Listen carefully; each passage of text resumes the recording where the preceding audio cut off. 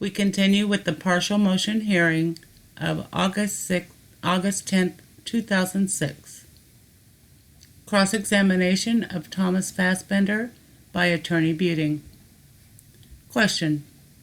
Let me start right for the moment with where you ended. You said you got other search warrants during that week, right? Yes. And this is during the period from November 5th to November 12th, when you had that property under your control, right? Correct? How many other search warrants did you obtain during that week? Related to the property? No, related to the case. Related to the case. Investigation. So you're talking about DNA? Everything. Search warrants? I can't give you a number. Dozens, would that be right? It may be as many as dozens, yes. So you're going back and getting warrants throughout the week, applying for warrants related to this case, dozens of times? I don't know about the dozens, but yes, numerous times. Say as many as 20? That would probably be fair, yes. Okay, but it wasn't until late in the day on November 9th that you went back and asked for an additional warrant to allow you to search Mr. Avery's residence and garage. Isn't that right? Now, the 9th being Wednesday, if I'm correct? Yes. I believe it was Wednesday. Yes. 4:40 in the afternoon, I believe. Would you? I don't believe I went back and got that search warrant. I think I served it, but I didn't go get it. All right. So you served it at 4:40 p.m. on November 9th? Without seeing that, I can't say. Well, let's see if I can find it for you. I'm showing you a copy of the warrant just to refresh your recollection. This warrant shows it was endorsed on November 9 at 4:40 p.m. All right. And that warrant was intended to allow you to continue searching Mr. Stephen Avery's property, as well as the other areas in this 40-acre parcel, correct? Yes. You were worried that the original warrant from November 5th was going to expire. As a matter of time, was going to expire with the 5-day statutory limit, correct? I believe so. It wasn't my decision. That wasn't my decision. And that warrant on November 9th, I can show it to you again if you need to. But that warrant contained more information gathered through your intelligence and your investigation to support a probable cause finding than was in the original warrant for November 9th, correct? Yes, the court. The original one from the 9th or the 5th? Question by Attorney Buting. I'm sorry, from November 5th, correct? Yes. So as you, throughout the week November 6th, November 7th, November 8th, you talked about how you kept gathering all this additional information, right? Yes. There would have been nothing to prevent you from going back to a judge on Saturday, November 6th, with new information saying, I want another warrant to be able to go back into Mr. Avery's trailer or garage, correct? The only constraints would have been time and personnel, but you're probably right, yes. Or November 7th? Yes. Or November 8th? The 8th, we served numerous other warrants, and that would have been a tough day, probably. Well, you're serving numerous warrants. You are going to a judge. You're filling out applications for other warrants throughout that time, up to 20 different warrants.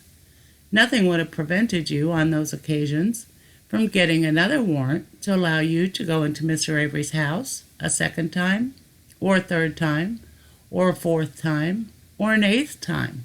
Isn't that right? Except the fact that we had the scene. Except what? The fact that we were still holding that scene. In our estimation, this was ongoing. You had no lack of personnel to go to a court and get search warrants from November 5th through the 9th, isn't that right? Yes, and that strained our personnel. Getting those search warrants, phone search warrants. But you did it, didn't you? Yes. There were 3. They were there. In front of a judge? Yes. And all it would have taken was another affidavit to present to the judge saying, we think that there's reasons why we need to go back into Mr. Avery's residence. That's all you would have had needed in order to get another warrant from a judge, right? Yes. You could have done that, right? Yes. You chose not to? Yes. You believe that this warrant gave you carte blanche to go in and out of his residence and trailer as many times as you wanted, right? Yes. Now, meanwhile, you had that property secured from the owners and residents, the people who lived and worked on that property, right? Yes. For 1 solid week, the owners of the property and the people who lived on that property were denied access to that property, right? Yes. This was a business that was completely shut down while you had it secured, right? Correct. There were people who had to feed, who had dogs and pets on the property, who were unable to get to it, right? Yes. That was another one of our concerns, taking care of them and dealing with the property owners and trying to help them get things off their property. I dealt with the Averys numerous times on the phone, taking them into the property, helping them get things, yes. It wasn't my intent to deprive them of the property. We wanted to get that back to them as soon as we could. But you did, in fact, hold it for an entire week? Yes. Now, let's talk about the personnel you had. Give me a number. How many officers? How many law enforcement officers during that week did you have searching that property? Forget the firemen. Let's just talk about law enforcement officers. On any given day or during the course of the week? During the course of a week, over 100? I would say over 100. Easily over 100, right? Yes. This was a high-profile case, correct? Yes. This was a case that was in the media every day, if not throughout the day, correct? Certainly. This Toyota RAV4, when it was brought to the crime lab, they dropped everything and started working on it right away, didn't they? Yes. And we know how backed up the crime lab is on other cases, right? Yes. This case took priority for them? Yes. Okay. And this case took priority for you? Well, certainly. And one of the reasons was to release that scene as soon as we could. How many DCI agents did you have working on this case between November 5th and November 12th? I can't answer that, but on and off, probably upwards of 10. Okay, so you had at least 10 DCI agents available to you during that week? Yes. And are each of those agents, did they have evidence collection training? No. Any of them have evidence collection training? To my knowledge, no, but I'm not sure. Does DCI have anybody else in the state who collects evidence? I'm sure there are agents that collect evidence. The arson agents would, obviously, collect evidence. Have they been certified? Have they gone to specific evidence training or schools? I don't know. This is the State Department of Justice we're talking about, correct? Yes. Criminal investigation? Yes. How many agents work for that department in the state? Approximately 60, I'm not sure. And they go through a lot of training, don't they? Yes. Probably more than your average police officer? Yes. And you're telling me that those 10 agents that you had at your disposal were not capable of collecting evidence from a crime scene? Attorney Fallon. That's argumentative. The question, did he have trained agents at his available disposal? That's one question. But the way the question is asked, the court. Well, I will ask you to rephrase the question. I think what he's getting at is relevant, but Question by Attorney Buting.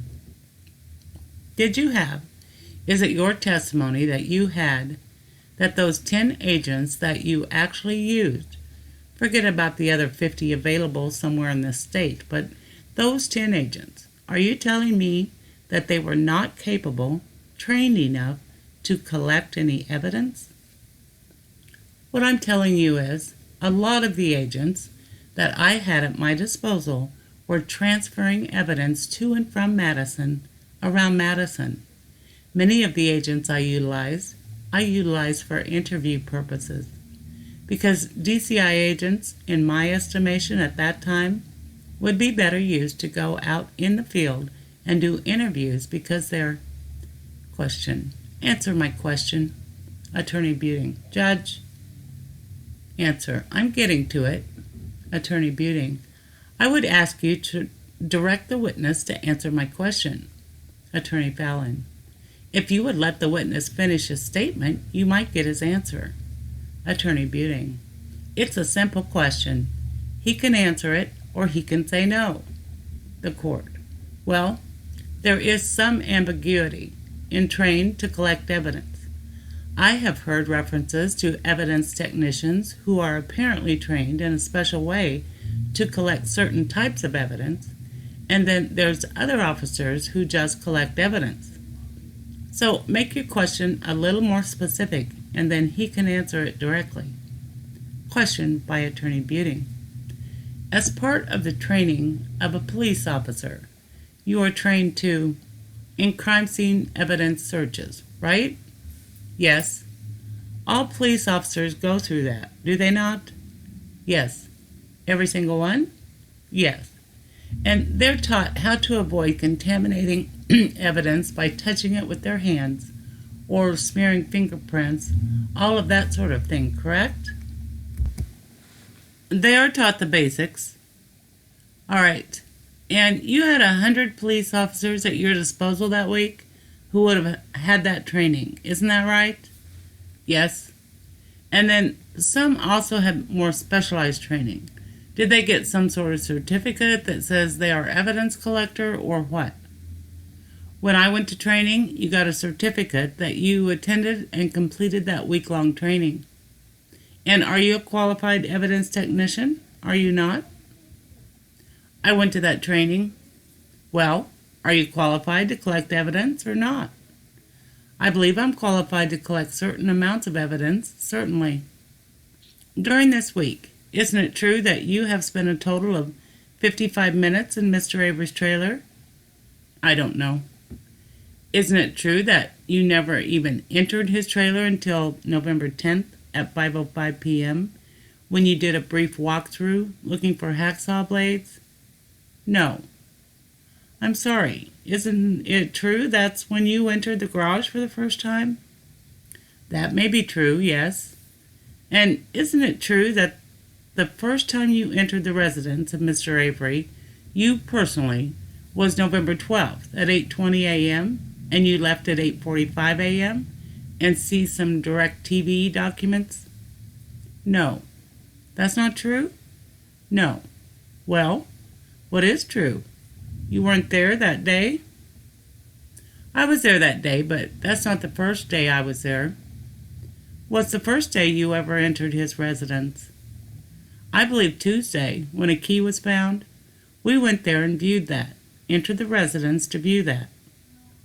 Okay, and you just looked at what they found and left? Essentially, yes. After that, the next time was this November 12th date? To actually go in the trailer, probably. I may have been outside looking in. I know I was, standing on the porch, looking in the door, but I did not go in. And this November 12th, just so we're clear, that's the day you released the whole property, right? Yes. That was a week later? Yes. And did you ever collect any evidence from his trailer? I assisted in the collection of a small tin of ashes. I didn't take it, but I assisted in that. That was on Saturday the 12th. So that was a week later? Yes. Is Investigator Wiegert a trained evidence collection, or at least as much as you are? I don't know. Do you know how long or how many times Investigator Wiegert went into Mr. Avery's trailer? No. So, out of that 100 police officers that you had, that included the State Patrol, right? Yes. State Patrol has evidence collection teams, do they not? I don't know. Well, you utilize them in this case, right? Yes. Did you ask whether they could provide any assistance to you as evidence collection technicians? We wanted them for searches and to identify potential evidence, after which we would send collection teams to take the evidence. Well, you just told us that you were strained for resources to collect evidence. Isn't that what you testified about earlier? I would say that we were. Let's go into that. Did you ask any of the State Patrol officers that you were working with whether they were trained and capable evidence technicians to collect evidence? State Patrol has no criminal authority, and we weren't going to use them to collect evidence. Did you ask them whether they had any? No. Experience? Okay. How about Calumet County Sheriff's Department? How many officers did they have who could collect evidence? That we wanted to collect evidence? How many officers did they have on their department who were capable of collecting evidence?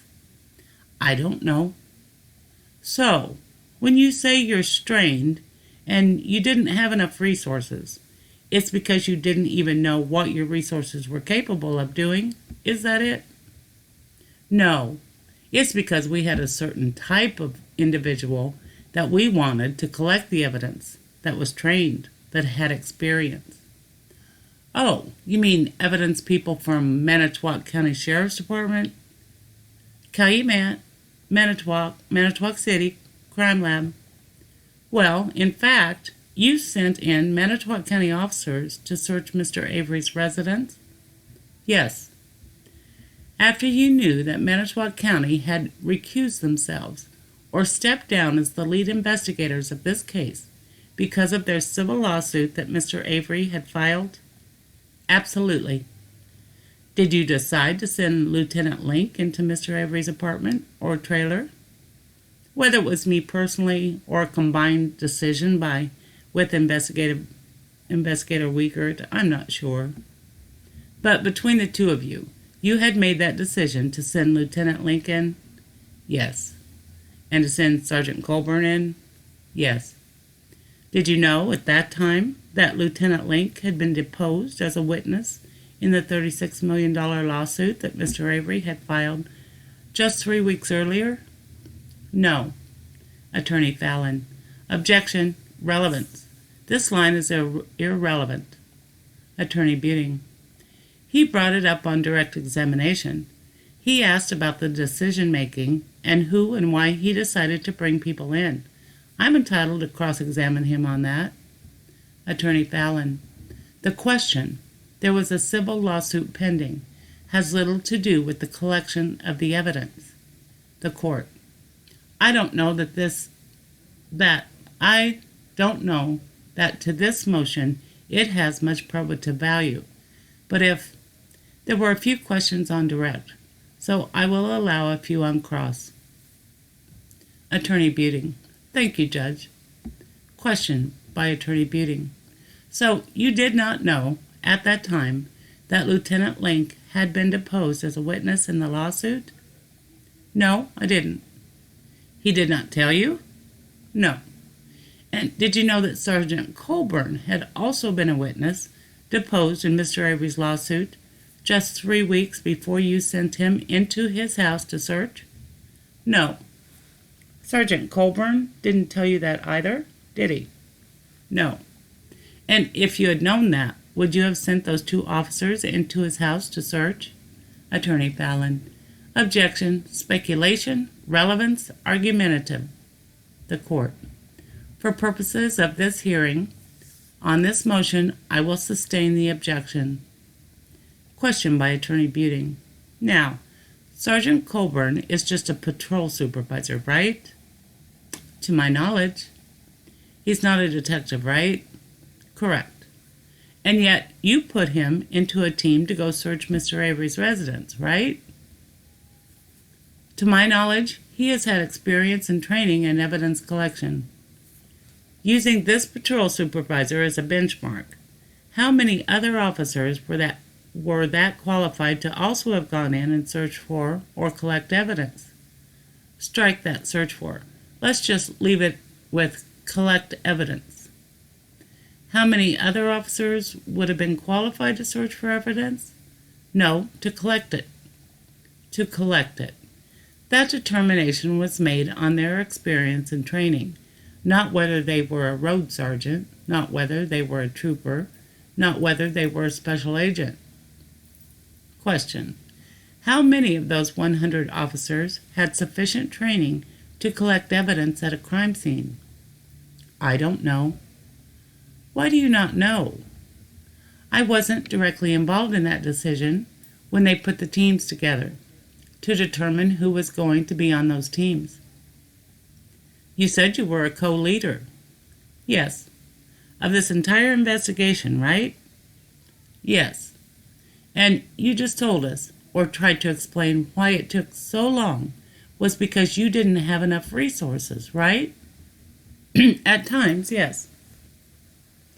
Is it your testimony, then, that you did not even ask these 100 officers what degree of training they had to see whether or how many of them might have actually been able to and capable of collecting evidence? I don't know. For example, the first night, I was assigned to the crime lab and the wrecker operator to go down and secure the RAB-4. During that period of time, Mark was up. Investigator Wiegert was up at the command post organizing the evidence collection teams. So, him, along with Lieutenants Bowe and Sipple, would have been more involved in a specific detail of organizing and putting together those teams. All right, so you don't really know then. You would have to correct your testimony, prior testimony, about whether you had any personal knowledge of how much resources you did or didn't have from law enforcement who could have collected evidence. I don't know if I have to correct my testimony. I'm looking at what happened when teams were put together. I mean, I'm in that command post, and if there's officers that had training, I would anticipate that they would have come forward and told us that they had training. My assumption was that we had the people who had the training experience, that we wanted to do that task. Question: how many teams did you have? Did you actually put together? How many different teams did you put together to search? Let's just talk about the buildings on that property. Again, if we're talking search teams or teams that were going to collect evidence, these are two different things in my mind. My evidence collection teams, to my knowledge, there were two primary teams earlier in the week, a third team if you count the crime laboratory. And then, when we started processing the bones in the burn pit area, it would have been our arson guys, DCI arson guys, along with someone collecting it from Calumet County. So, how many of those? You say you're arson guys. Those are DCI agents who are trained to collect evidence. They are arson investigators, and they collect evidence related to arson. So, I would imagine, yes, they're trained and experienced in that field. And how many of them were on the scene? This would have been midweekish, probably, when we had them come, had upwards of probably 4 or 5 at any given moment. 4 maybe. All right. You said you had the Manitowoc City Police out there at the scene as well, right? On Sunday, for sure. All right. How many officers from that department did you use? For evidence collection, I think 2. So there were evidence collectors qualified and employed and working for the Manitowoc City Police? Yes. And you had them out there on the scene? Yes.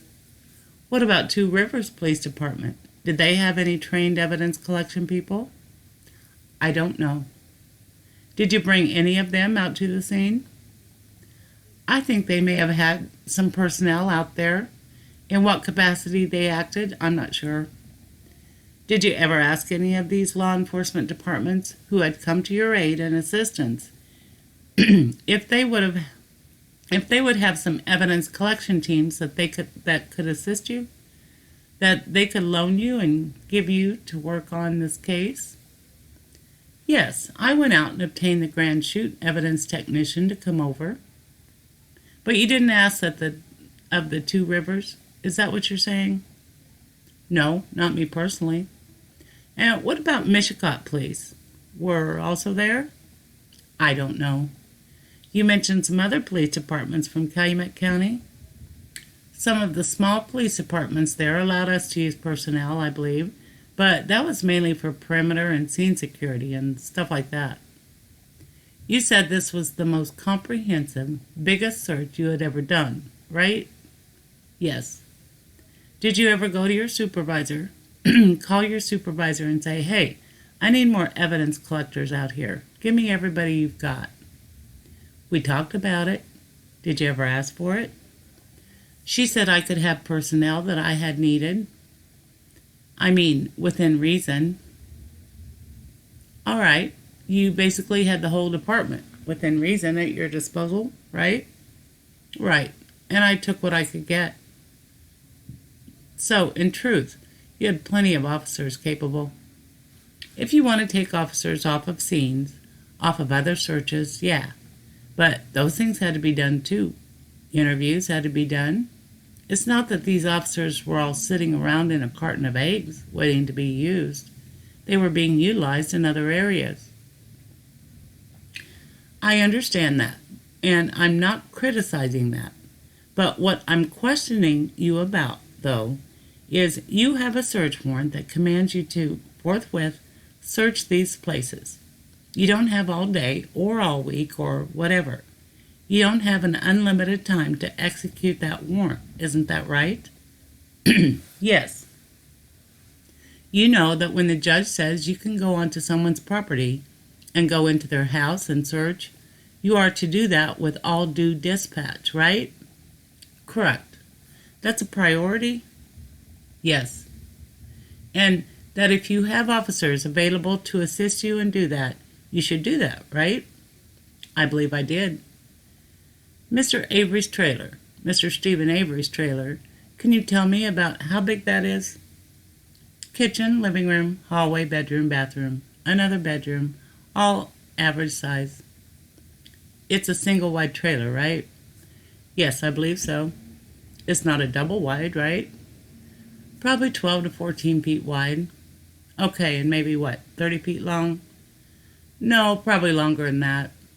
40 maybe? Does that sound fair? 40, 45, 40, 50 feet. I'm not sure. But it's a regular common-size house trailer. Yeah, what you would commonly associate with a house trailer. On the evening of November 5th, you had 4 trained police officers going through Mr. Avery's trailer for 2.5, 3 hours, right? Yes. And you had no concern about the capabilities of that team of officers to collect and seize any evidence, right? Other than what I mentioned on direct? What? Other than what I mentioned on direct?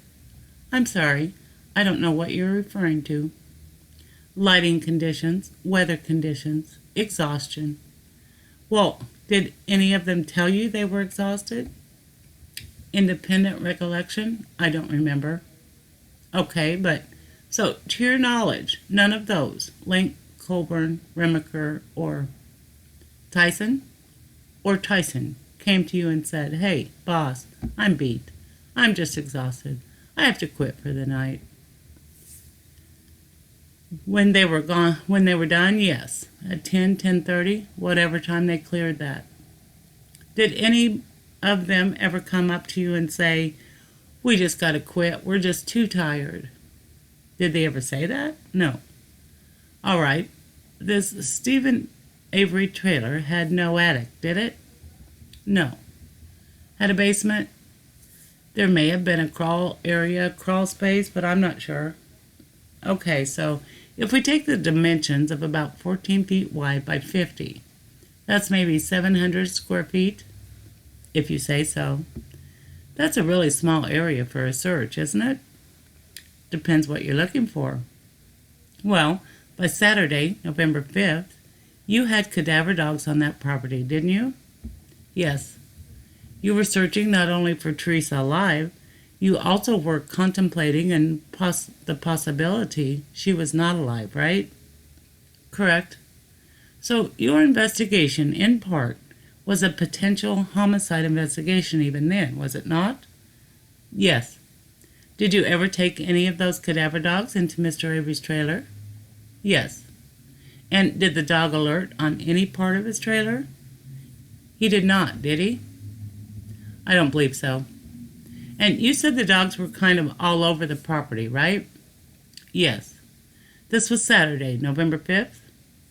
I was aware because I was with one dog where we went, and I know that there were some other dogs that swept through the buildings, and I believe they were then utilized to sweep through the salvage yard. Okay, and because you were a co-leader, you would be told if there were any areas where these dogs were alerted? Myself or Investigator Wiegert. Okay, and the whole purpose of these dogs is that they are trained to be able to, I don't know whether it's scent or whatever training it is, but they can assist in locating blood as well as deceased bodies. The theory is human blood or cadavers. And I think he used the dogs only that one day, Saturday? No. You used them throughout They were brought back on other occasions along with bloodhounds. And isn't it true that none of those dogs ever alerted on a burn pit behind Mr. Avery's detached garage? Attorney Fallon. Objection? Relevance? The court. Mr. Buting? Attorney Fallon. Objection? Relevance? The court. Mr. Buting? Attorney Buting. He's talking about ability to search, and where to search, and what his resources are, and he brought up the dogs on direct. The court. Mr. Fallon? Attorney Fallon. Just because I don't see how that's relevant to the multiple execution theory or the resource issue. The fact that they used dogs, yes, that's admitted. They used dogs. So what? Whether the dog hit on the burn pit or not, how does that add to why does that make something more probative, more relevant, more material? Attorney Buting. Then why were we bringing it up in the first place? It's a resource issue that I can explore on cross-examination. The court. It's a resource that he used the dogs. And the questions about how often he used them and what they were used for is fine. But whether or not he hit on this particular case, again, that's an issue that may be highly relevant for the trial, but I don't think it's particularly probative on this motion. So I'm sustaining the objection. Question by Attorney Buting. Let me ask it this way. When the dogs would alert on something that would cause you to devote some resources, you or Wiegert to devote some police resources to then start searching, right? Certainly. And that would potentially include evidence collection officers if, upon search, they found something that looked like it was of evidentiary value, right? Yes. And you talked about, for instance, a suspected clandestine gravesite, right? Yes. The dogs alerted on that? Yes. And you took a team over and you spent some time working on that? Yes. And it ended up being, in fact, you were very seriously thinking that this was potentially a new gravesite and that Teresa's body might even be in there, right? Yes. So you pulled a bunch of people over there to go look at it? To deal with it, yes. Okay. And then it ultimately was determined to be nothing of value, correct? Correct. So tell me, during that week, did you have to take your resources, your evidence collection team, to the burn pit behind Mr. Avery's garage before November 8th? On the 5th, 6th, or the 7th? Did you have to take an evidence collection team to the burn pit behind Mr. Avery's garage because a dog had alerted? No. Thank you. Let me go back for just a minute. We were talking about search warrants you could have gotten. One of the search warrants you did get was for Mr. Avery's computer, right? Yes. You believed at that time that the original warrant was not sufficient to allow you to seize the computer. Is that why you went back? Attorney Fallon. Objection. Mischaracterization. He's already testified it was not his decision to seek a renewal of the warrant. Attorney Buting. This is not a renewal. This is a different warrant. Attorney Fallon. I'm sorry, is this the November 9th or? Attorney Buting. No, this is the computer. Attorney Fallon. Oh, I'm sorry. Then I withdraw it. The court. I will allow the question. Attorney Buting. Could you read it back, please? Last question read back. Answer. I would have to speculate. I don't think I was involved in that decision as it related to the computer. Who was? I would believe Investigator Wiegert, as the other co-lead investigator, probably dealt with that. Did you ever see the affidavit, the application for that warrant? Yes.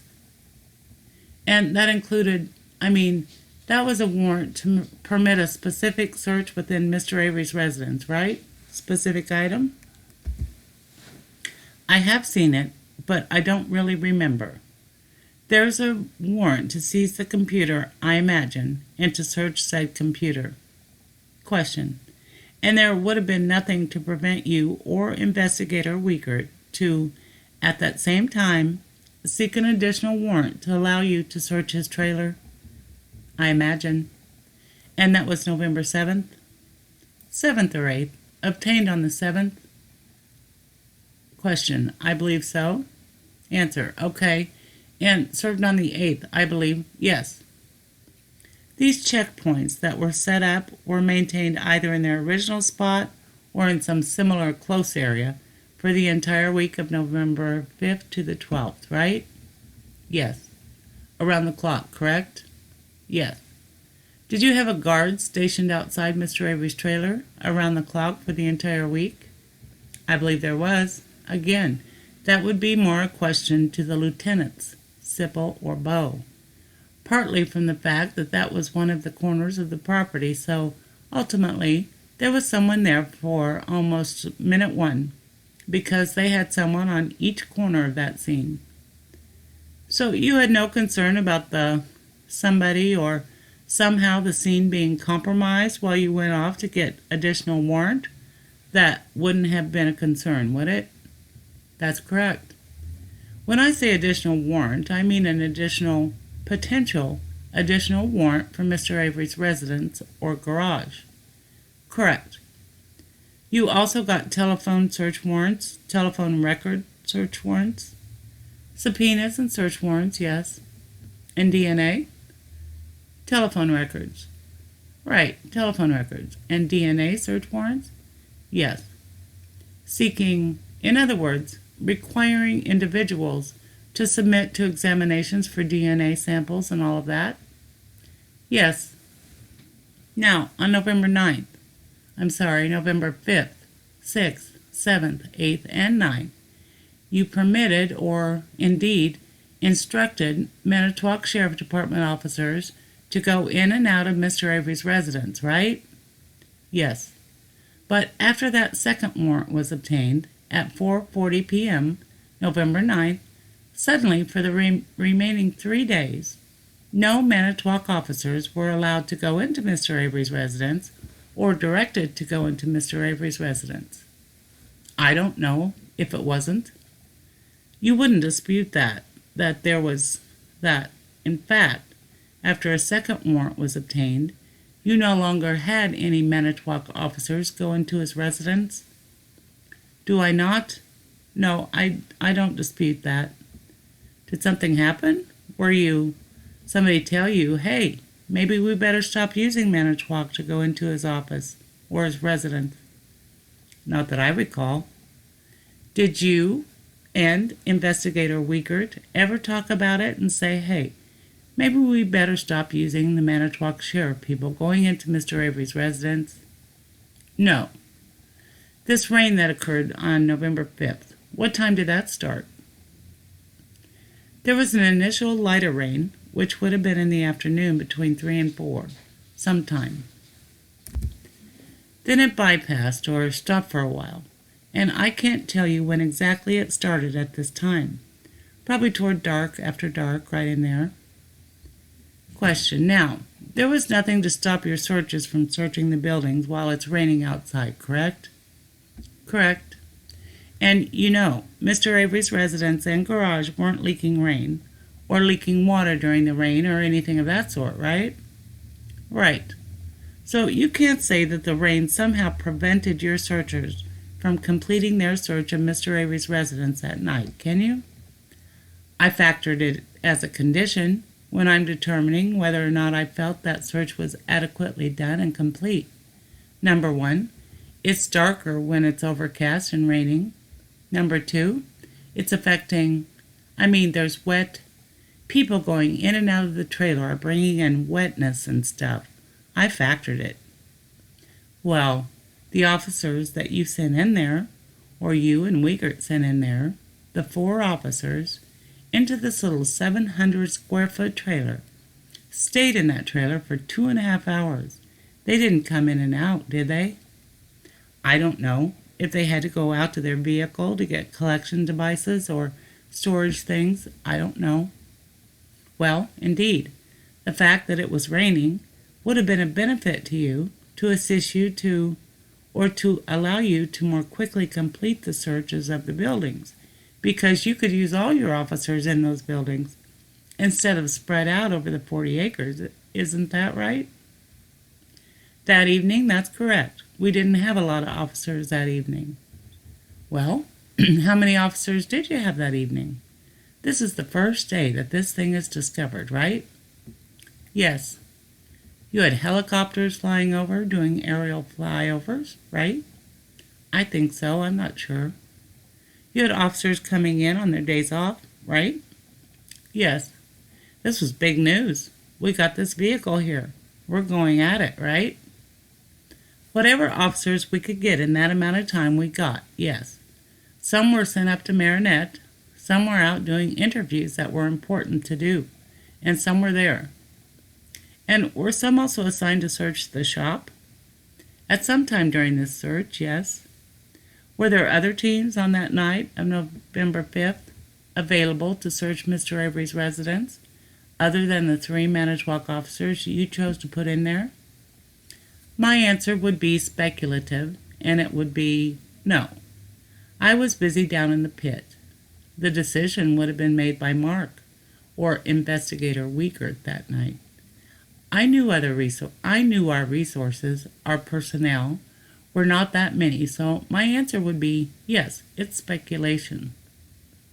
So then your focus at the beginning was on Mr. Avery's residence of all those buildings. That was your initial focus? Yes. That's where you wanted to send the team in, right? That's where we started. And it was important for you to find, at that point, you were certainly considering this to be a homicide investigation, potentially. We were thinking dirty. Okay, that's a yes, is it not? Yes. Okay, and so those officers were sent in there to look for any possible evidence, including trace evidence, that might indicate that Teresa Halbach was killed in that trailer? Certainly. And they did, in fact, seize trace evidence, didn't they? Yes. And they did, in fact, get down on their hands and knees and use lint rollers and swab stains off of the floor and all of that, didn't they? Whether they got down on hands and knees, I don't know, but I would assume, yes. And when the crime lab told you that they thought there was maybe some other trace evidence that might be worth searching or seizing, you didn't go and get a warrant on that basis, did you? No. Nothing would have prevented you from going to a judge and saying, hey, Now, I got some additional evidence I can present to you. Crime Lab has gone in with their expertise and they found this spot or that spot. That should be seized. Attorney Fallon. Objection. Asked and answered. The court. I don't recall if that specific question has been asked and answered. I will allow it. Answer. No, nothing would have prevented that, other than I was still holding that scene. Now, you mentioned that as part of this intelligence and information you were getting, you specifically mentioned that Mr. Avery's story, initial story, was somehow inconsistent? Yes. Give me examples of that. At that point, I'm talking about. Give me examples of what was inconsistent about his story. Attorney Fallon. Objection, foundational, relevance. Attorney Buting. He's saying as part of his decision-making, it's taking the court. The objection is overruled. That was given as one explanation for the actions of the witness, so I will allow the question. Answer. Stephen Avery's initial statement to, I believe, an investigator or Sergeant Colburn was that he never left his trailer and that Teresa Halbach never came up to the trailer. He never spoke with Teresa Halbach. Ultimately, we received information that Teresa Halbach was seen walking up to his trailer. We received information later, obviously, that he did talk to her. So, you are saying in his initial story, he said he never talked to her? His initial statement to Sergeant Colburn was that he never spoke with Teresa Halbach. He never left the trailer. He watched her out of the window of the trailer. Okay, and some subsequent information was that, I'm sorry, you said someone saw her walking up? Subsequent interviews indicated that she was seen walking from her vehicle up to the trailer, and then that individual lost sight of her, and then when he went outside, she was gone, and the vehicle was still there. Who was this? Bobby Dassey.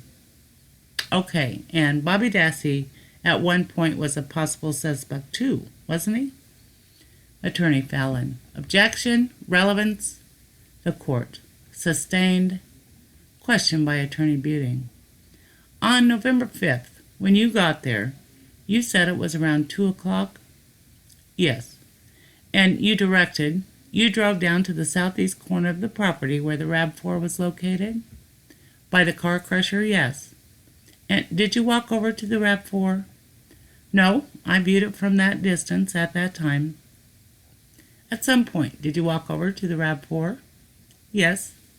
I believe you said you looked inside with a flashlight? Yes. You were looking to see if anybody was in there? Yes. Did you see any blood? No. Did you check the doors? No. Did you touch it at all? No. You put a tarp over it? Yes. How long was that tarp on there? No more than a half hour, probably. Do you know whether the tarp was on there when there were flyovers? I don't know. Attorney Buting. I have no other questions at this time. The court. All right, we'll take our lunch break at this time and resume at 1:15. Noon recess taken. The court. At this time, we'll go back on the record.